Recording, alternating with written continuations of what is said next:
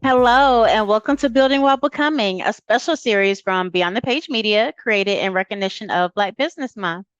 Throughout this series, we're going beyond the businesses you see to have honest conversations with the people behind them, the entrepreneurs who are building, learning, evolving, and becoming along the way.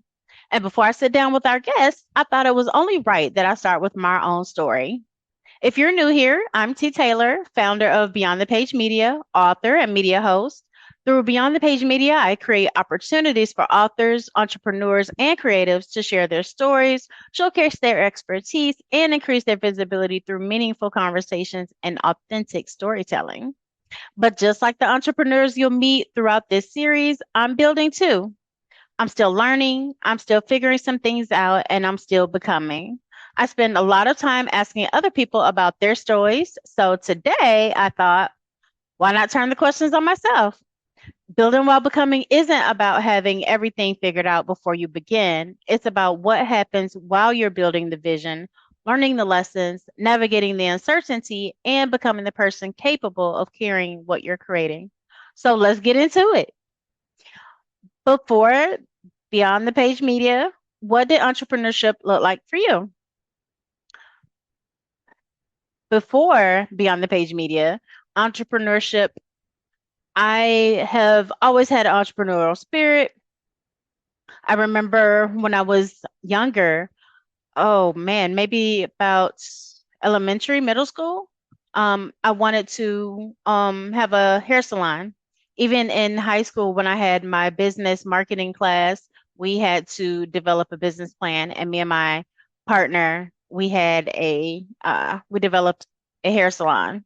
So that was what I thought I was going to do. And then fast forward, maybe like by the end of high school, I wanted to be on my own. I wanted to be a CPA and own my own accounting firm. Life changed. um, I imagined that it would be like more of a traditional business. Like I said, like an accounting firm or a daycare. I did have a daycare about 20 some years ago, an in-home daycare. I thought maybe I would own a restaurant. I never imagined that I would have Beyond the Page Media and I would be doing this at all. Not even once did I think about that. Um, what made you decide to create Beyond the Page Media, and what did you originally envision it becoming? What made me originally, or what made me decide to create Beyond the Page Media was goes back to 2019 when I completed my debut book, Trials and Tribulations. Um, I was looking for opportunities to connect. I was looking for opportunities for visibility, and I found quite a few. There were quite a few opportunities for visibility, but I did not feel like there were opportunities for connection. Um, they mostly felt transactional, and I didn't like that feeling. I didn't like the way it made me feel. Although I understand that we're entrepreneurs and this is a business, I get it. But I just not did not like the feeling of I was just a transaction.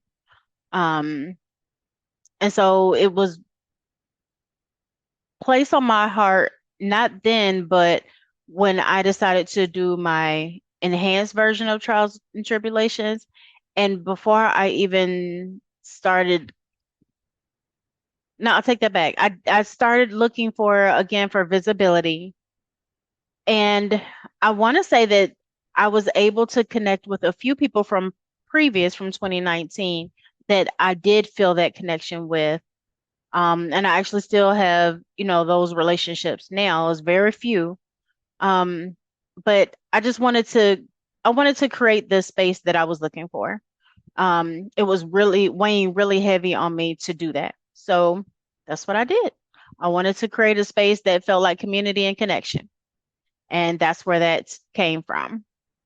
Um, what did I originally envision it becoming? Um, that is a great question because initially the only vision I had was to um just to interview people, right? Because As an author, you're a storyteller.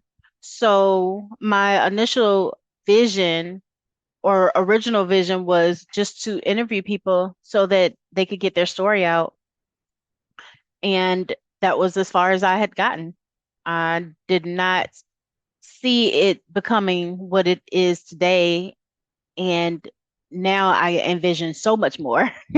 But initially, it was really just to interview people to get their story out and create a safe space for them to feel comfortable to do that. When you hear the phrase building while becoming, what does that mean to you personally? Personally, when I hear building while becoming, it means that I'm not done yet. It means that while I continue to build this business, I'm becoming someone new. Um, the more that I build, the more I learn about myself, the more I learn about this process, the more I learn about entrepreneurship, the more I learn about um, that I can handle more than I thought I could. Um, yeah, building while becoming means it's layered. It means so much that while you're building this business, you're also becoming someone new and being comfortable with that new person that you're becoming. Mm, yeah. Hmm. What has been one of the biggest lessons you've learned while building Beyond the Page Media? Okay, so I know the question says one of the biggest lessons, but I have several. One of the biggest is to trust God's timing. I think that not only in your personal life, but in your professional life, whether that's you're going to a 9 to 5 or in a business, that you're starting, you have to learn to trust God's timing because, of course, in business, we want things to go, go, go. We want the money to come, come, come, the clients to come, and things of that nature. It's not always going to come when we want it to or when we think that it should. But if we're being good stewards over the gift that God has given us, then we have to be able to trust his timing as well. I've also learned not saying yes to every opportunity. Not every opportunity is an assignment. Um, while saying yes to many opportunities can get you in certain rooms or um, put more accolades on your resume, all that is great if that's what you're looking for.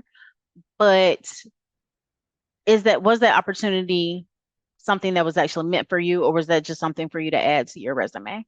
And that's how I'm looking at the opportunities that come my way. I'm looking at them. Are they aligned with my brand? Are they aligned with my vision? Are they aligned with what I stand for? Um, are they aligned you know, with us, with me? And if they're not aligned, it's not an assignment. It's not for me.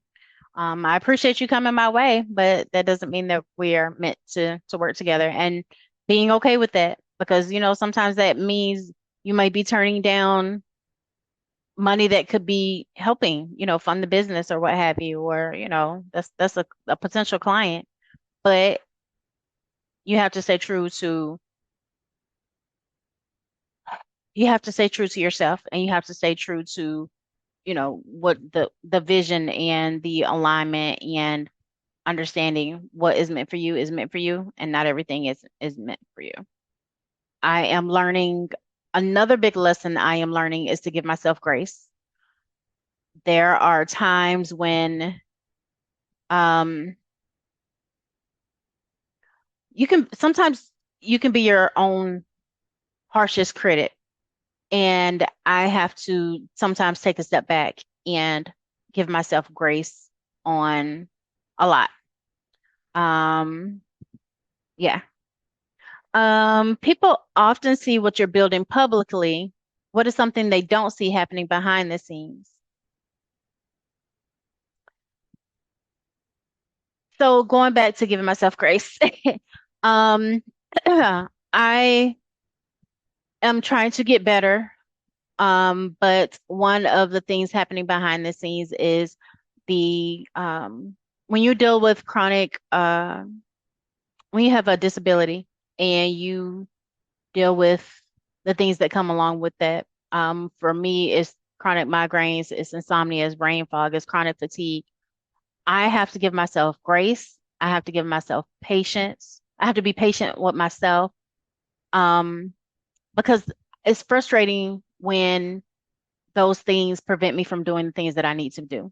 I mean, of course, if you're running a business, there are things that need to be done, and not being able to do those in the timely manner in the way I feel like it needs to be done or I know it needs to be done, it's frustrating. But I have to give myself grace in the days that I feel good. I get a lot done.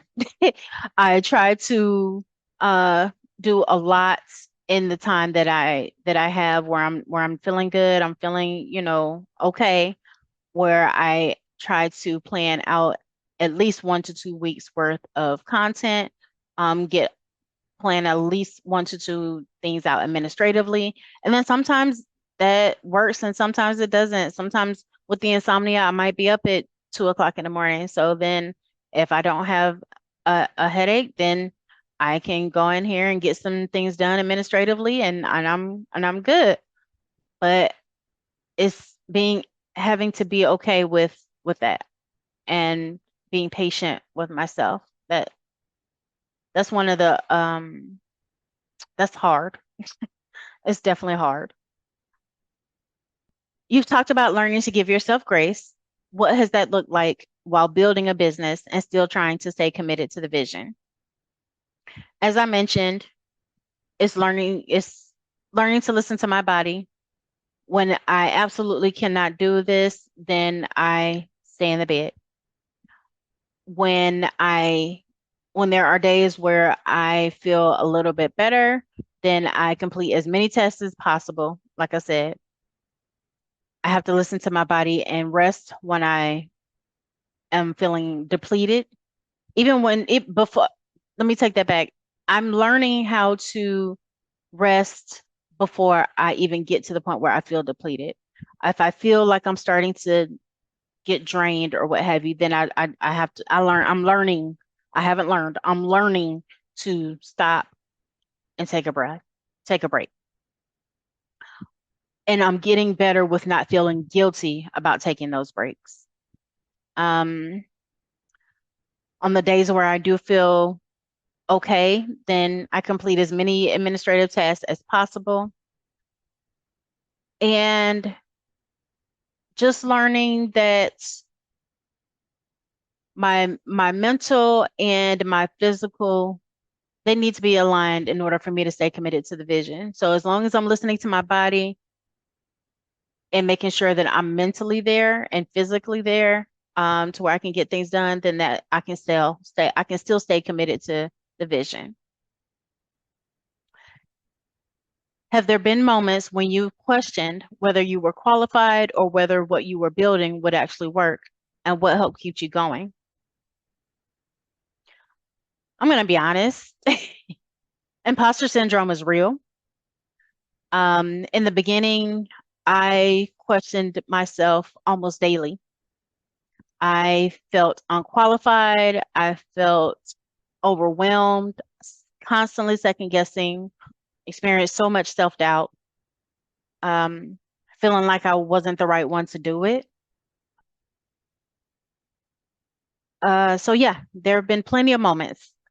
Uh, and initially, when it was taking a while to get clients on, to get people, and I don't even want to say clients because I don't look at my guests as clients. Initially, when I was trying to get guests on, and it was like a slow burn, that created imposter syndrome. That caused me to second guess. That caused me to experience self-doubt. Like I'm not qualified. Like, okay, do I not have enough accolades behind my name? Do I not have enough this? Do I have not have enough social media following? What is it that's keeping people from coming? And I got over that because, well, one way that helped me get over that was I had a meeting with Lily Mae. Shout out to Lily Mae. She's a PR strategist, and she's one of the connections that I've had since 2019 that I've held on to because she's real. But when I sat down with her and we talked about Beyond the Page Media, she helped me to see that um, one, I was focusing on the money aspect. And because I was focusing so much on the money aspect, I was moving away from the vision that I had. So we sat down and thought about, strategized about what my vision actually was. Once I stayed true to my vision, then I could really see where I was going with this. Um, Another thing that helped keep me going is knowing that God didn't place this in me if I couldn't handle it. Um, and I know that kind of goes back to, God won't place any more than, but that's not even what I'm saying. I'm just saying that He's given us gifts, um, and we have to be stewards of those gifts. So He wouldn't have placed this in me if He did not feel like I was unqualified. He makes me qualified. So that is what helps keep me going. And lastly, the feedback that I get from you guys, honestly, um, just the feedback that I get from my guests saying how they felt seen. They felt like I created a safe space for them to be able to tell their story unapologetically and openly and not feel any judgment or anything like that. That's everything to me because that's exactly why that's why I started Beyond the Page Media, is for that space for you to feel seen and for you to be able to tell your story. And I wanted people to, when they are watching the videos back and they are seeing you tell your story and you're being authentic, I wanted them to be able to connect with that. I wanted them to be able to see themselves in you, and that creates community. And that's the feeling that I wanted my guests to have. And when my guests tell me that that's what they are experiencing from the beginning, all the way, from the application process all the way to the end, and if that's the feeling that you've gotten, then that's it. That's what I'm looking for. That's We're doing the right thing. How has your definition of success changed since you started Beyond the Page Media? Mm, I would say it has changed because in the beginning, success to me meant that I'm constantly being booked, that the money is just flowing. Now, success means to me exactly what I said. If the guest is feeling seen, if they felt comfortable, if they felt safe, your story was told how in the way that you wanted it to be told, that's success to me. And staying true and focused to that vision and that part of success, the money will continue to flow. But I had to redirect that. So yeah, that's how success has changed to me since starting Beyond the Page Media. I might not be constantly booked right now, but I'm being intentional about the bookings, right? I'm being intentional about the guests, and I'm making sure that the guests that I have on and the stories that they tell, that they can resonate with the community. So that is how my vision or my definition of success has changed. And I'm pretty sure that in a year or two, my definition will probably change again or evolve more. Now, I'm always going to stay true to the fact that that's how I want my guests to feel. Um, but who knows that, it might evolve more in a year or two. What would you say to the entrepreneur who's building something they believe in, but doesn't feel like they have everything figured out yet? Ooh, I would say you do not have to have everything figured out. I would say that I can promise you almost every entrepreneur did not have everything figured out when they first started, and that's okay.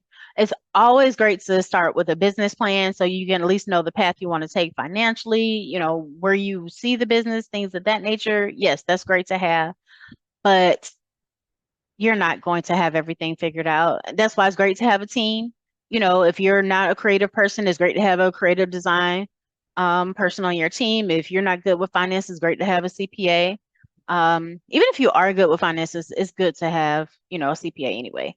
But you're not going to have everything figured out. It's okay to ask questions.